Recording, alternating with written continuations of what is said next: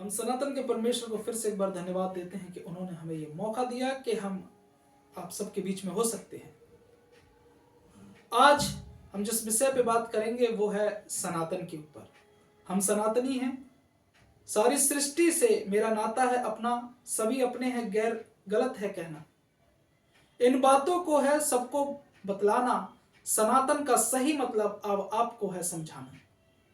कोई कहता है बौद्ध बनो, कोई कहता है जैन बनो, कोई कहता है ईसाई बनो, कोई कहता है मुसलमान बनो, कोई कहता है सिख बनो, कोई यह नहीं कहता कि मनुष्य बनो। स्वयं मनुष्य बनो और दूसरों को भी मनुष्य बनाओ। मनुष्यता की विस्तार करो, ज्योति का अनुसरण करो और प्रकाश युक्त मार्ग में ही चलो और दूसरों को भी जगत की ज्योति का सुसमाचार दो। यही सनातन धर्म है, यही मानव धर्म है।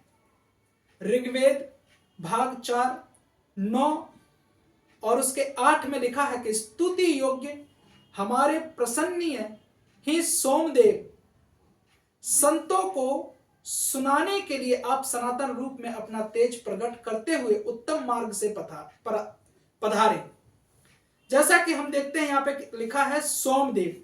सोमदेव का अर्थ होता है उल्लास, सभ्यता, चंद्रमा। और वेदों में सोम को यज्ञ की आत्मा और अमृत कहा गया है। संत का अर्थ है सज्जन, महात्मा, परम धार्मिक और साधु व्यक्ति।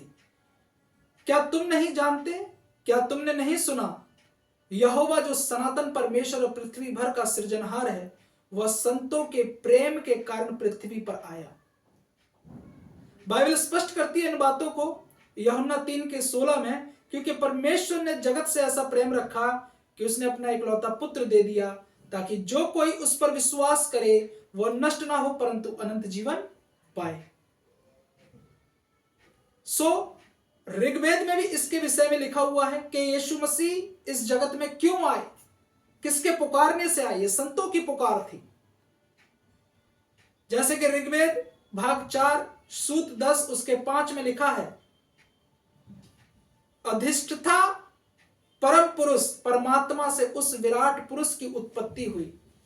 वह विराट प्रकट होने पर विभाजित होने लगा। उसे भूमि आदि पिंडों तथा फिर प्राणियों की उत्पत्ति हुई। ऋग्वेद भाग 4 सूत 10 के 6 में लिखा है, जब देवों ने उस विराट पुरुष को हवी बनाकर यज्ञ करना प्रारंभ किया तो उसमें वसंत ऋतु भी घी की तरह, ग्रीष्म ऋतु ईंधन की तरह तथा शरद ऋतु आहुति में दिलाने वाली सामग्री की तरह प्रयुक्त हुई। जब वेदों में बताता है कि जब विराट पुरुष को यज्ञ में आहुति के लिए दिया गया, उस समय जितनी ऋतुएं थी, वसंत ऋतु, गर्मी की ऋतु और शरद ऋतु, सर्दी की ऋतु, इन सभी ऋतुओं ने अपना अपना योगदान दिया। वसंत ऋतु ने कैसा योगदान दिया, घी की तरह कि यज्ञ में और आग प्रचंड हो, जले और ज्यादा तेज। गर्मी ने किस तरह उसे बढ़ावा दिया, ईंधन की तरह कि वो और ज्यादा आग पकड़े। और यज्ञ में देने वाली आहुति का काम किया शरद ऋतु ने। तो हम देखते हैं कि ये जो यज्ञ जो किया जा रहा है वेदों में, ऋग्वेद में जिस यज्ञ के बारे में बताया जा रहा है, ये इस यज्ञ में किसे चढ़ाया गया, आहुति के लिए किसे चढ़ाया गया, उस विराट पुरुष को। जैसे कि लिखा है ऋग्वेद भाग 4 सूत 10 के 7 में, जो देव और ऋषि उस यज्ञ के साधनकर्ता बने, उन्होंने उसे पहले प्रकट यज्ञ पुरुष को ही यज्ञ में अर्पण किया। यज्ञ पुरुष को ही, उस विराट पुरुष को ही यज्ञ में क्या किया, आहुति के तौर पे अर्पण कर दिया। वो है कौन, उसे किस रूप से उसे यज्ञ में डाला गया, इसके बारे में यजुर्वेद 31 उसके 15 में लिखा है कि देवों ने जिस यज्ञ का विस्तार किया उसमें विराट पुरुष को ही पुरुष रूप की भावना से बांधा गया। आपने ध्यान दिया, क्या आपने ध्यान दिया इसमें क्या कह रहा है कि विराट पुरुष को उस यज्ञ में पशु के रूप की भावना से बांधा गया। यह वही विराट पुरुष है जिसके द्वारा सब कुछ रचा गया है। यह वही विराट पुरुष है जो ऋषि मुनियों ने, संतों ने पुकार की तब वो आया। यह विराट पुरुष है कौन, इसे स्पष्ट तरीके से समझने के लिए हम पवित्र बाइबल में जाएंगे, जहां लिखा है यूहन्ना के 1 में, अगर आप में से कोई पढ़ना चाहे पढ़ सकते हैं। यूहन्ना 1 में लिखा हुआ है कि आदि में वचन था और वचन परमेश्वर के साथ था और वचन परमेश्वर था। और यूहन्ना 1:14 में लिखा है कि वही वचन देहधारी हुआ और सच्चाई से परिपूर्ण होकर हमारे बीच में डेरा किया और हमने उसकी ऐसी महिमा देखी जैसे पिता के इकलौते की महिमा। यीशु को अपनी ओर आते देखकर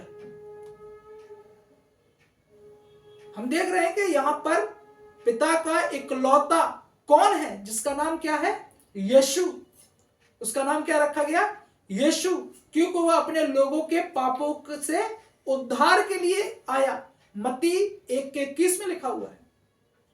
और जब वो आया तो यीशु को अपनी ओर आते देखकर यूहन्ना ने क्या कहा, उसे ध्यान से सुनना। यूहन्ना कहते हैं, देखो यह परमेश्वर का मेमना है जो जगत का पाप उठा ले जाता है। अब यीशु मसीह को परमेश्वर का मेमना बोल के संबोधित कर रहे हैं। यीशु मसीह पुरुष है, वो परमेश्वर का पुत्र है, पर उसे क्या बोला जा रहा है, मेमना। क्यों? क्योंकि वेदों में इस बात की पुष्टि पहले ही कर दी गई थी।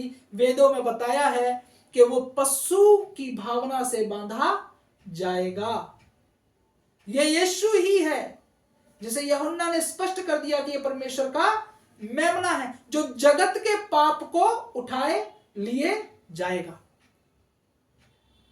इसके बारे में यूहन्ना 3:17 में कहता है कि परमेश्वर ने अपने पुत्र को जगत में इसलिए नहीं भेजा कि जगत पर दंड की आज्ञा दे, परंतु इसलिए कि जगत उसके द्वारा उद्धार पाए।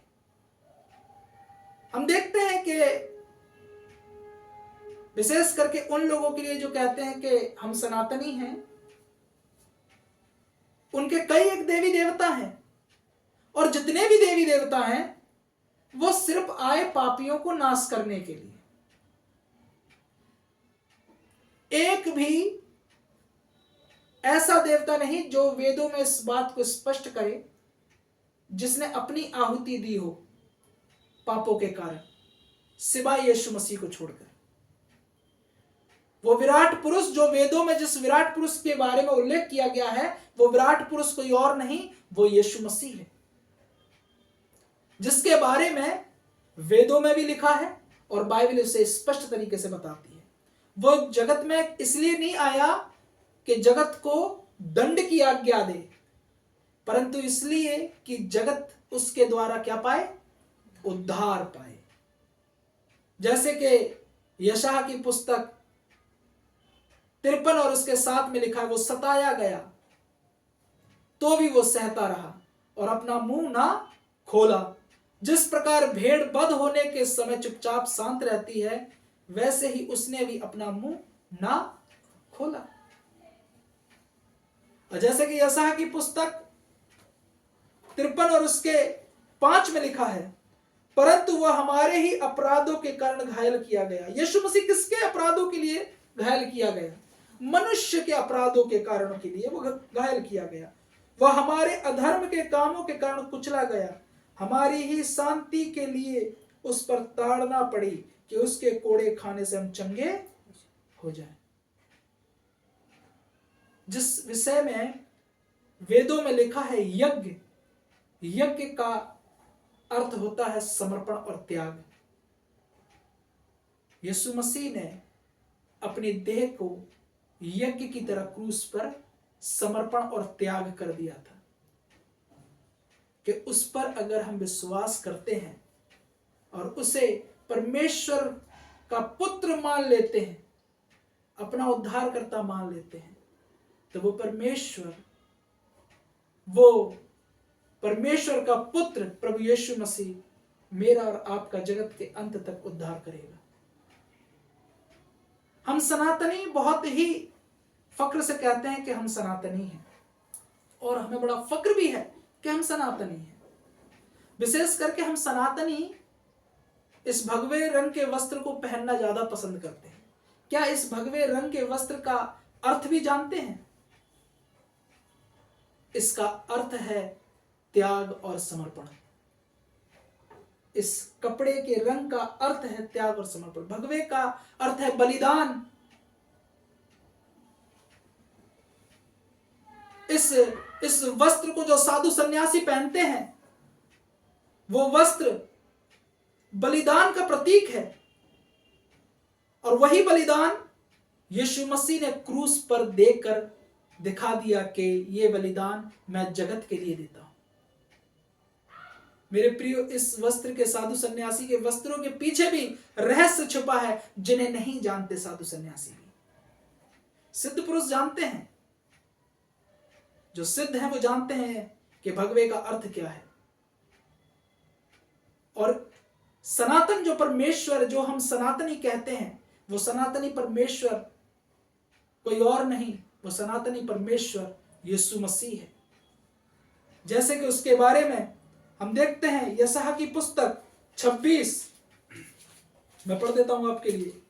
यशायाह की पुस्तक 26 और उसके 4 में, यहोवा पर सदा भरोसा रख क्योंकि प्रभु यहोवा सनातन चट्टान है।